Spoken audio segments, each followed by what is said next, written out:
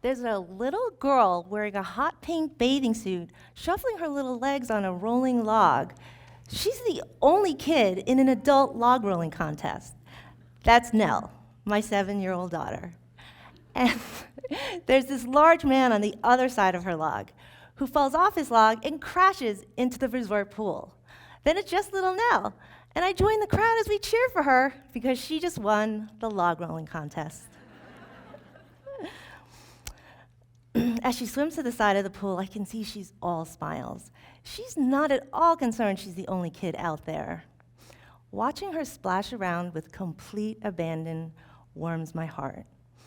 I want to hold on to this moment when everything seems possible. Little did I know, a few years later, both her fearlessness and my core beliefs would really be put to the test.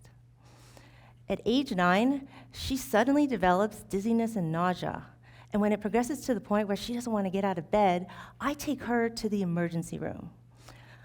While we wait in the ER, I am worried, but I am not prepared for what is about to happen. A neurologist wants to order a brain MRI, and because I'm a radiologist, I go with my daughter to the scanner.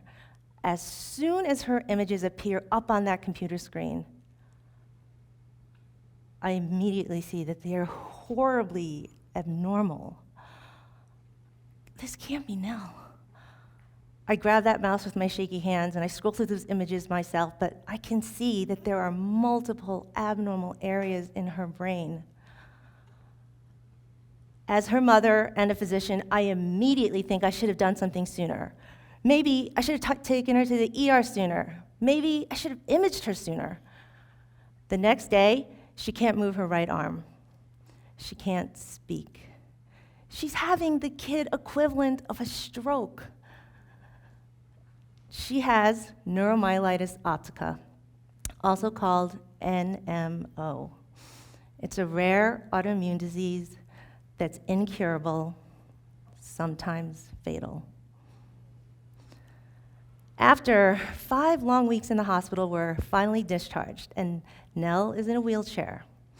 And while it's great to finally be in the quiet of our own home, the reality of our changed lives feels like such a gut punch. Normally, we would be packing for spring break and signing up for lacrosse tournaments. Now, we're signing up for follow-up MRI and rehab appointments. Instead of finishing up her classes at school with all of her friends, Nell is at home, relearning to hold a pencil alone. What if she doesn't get better? What if she can never go back to school? I'm so worried I can't sleep, and I get these dark bags under my eyes. And one day, Nell looks at me and she says, "Mom, seeing you so stressed is making me feel so bad." Ugh. I feel like I'm failing her again. I know I have to do something. So a friend of mine tells me I have to hire her amazing life coach. I don't even know what a life coach is, but I know I need something, so I hired her. When I tell my life coach that I think my daughter's sickness is my fault, she tells me that I think it's my fault is a thought, which is optional, and that my thought is what is creating my feeling of guilt. Wait, what? Is she really telling me that I'm choosing my thought and creating my own misery? What does she know about my life? This thought doesn't seem optional. It seems like the fact of my situation, right? As I think about this, I recall a quote by a Japanese novelist named Haruki Murakami who said, "Pain is inevitable, suffering is optional."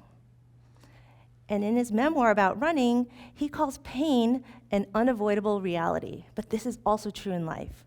When we encounter unavoidable painful realities, we have a choice. We can accept and allow our pain to pass, or we can resist our pain and create suffering. I chose to resist the painful reality of my daughter's diagnosis. I could not accept that she was no longer that robustly healthy kid jumping into log rolling contests. Blaming myself became a convenient distraction to avoid my painful reality. But choosing my faulty narrative was how I created my suffering. To be clear, the only fact of my situation was my daughter's diagnosis. The part about it being my fault was a thought I chose, a story I created. When I finally realized that, I wanted out. So, how did I finally accept my pain? By embracing a thought that didn't resist painful reality. I chose this thought. My daughter's health has changed, and I will adjust. Acknowledging the loss of my daughter's robust health was painful because it felt so final and heavy. But here's the thing about pain. It's not final. Once you choose to accept and move through your pain, you discover an elusive space on the other side where there is clarity and possibility. Within that space of possibility, you become open to seeing small moments, the micro moments. The first time I heard Nell laugh after being in the hospital felt like a small miracle. Collectively, those moments became my life raft. And as we started to see more and more of these moments, a wave of possibility flowed into our lives. When Nell starts to feel better, she writes a book to help other kids in the hospital. It's called My Hospital Story by Nell Choi, published at age 12.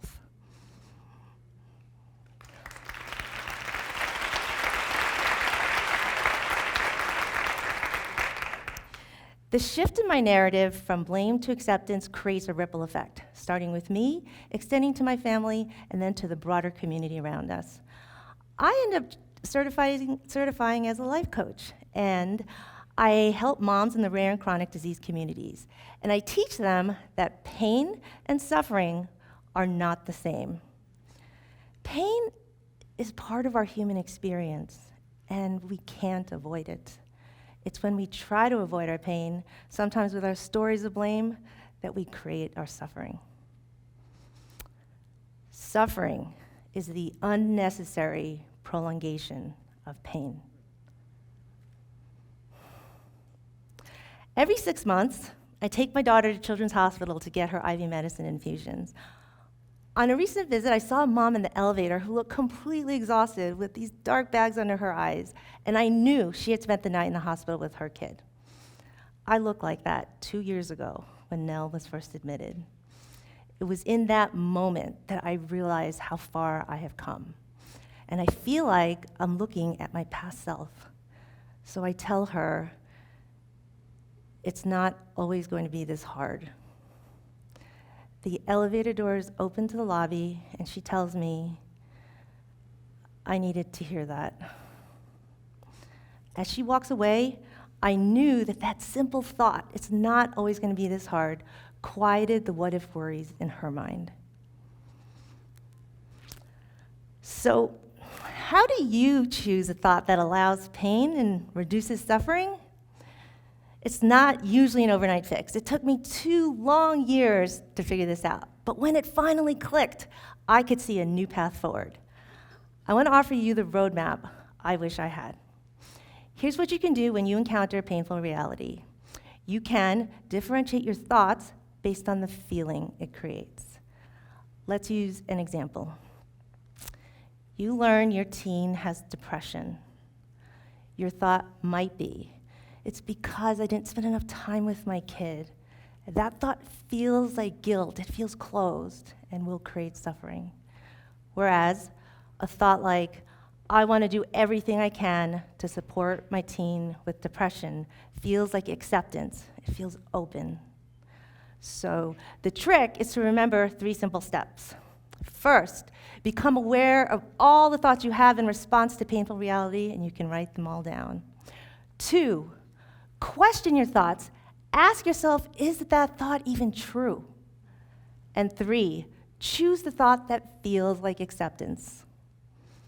Life can take you on some major detours. One day, you might be watching your kid in a log rolling contest, and the next, you might be watching her struggle to walk. If you get lost or stuck on your detour, know that you can find your way back to clarity and possibility, starting with 3 steps. Become aware of your thoughts. Question your thoughts. Choose the thought that feels like acceptance.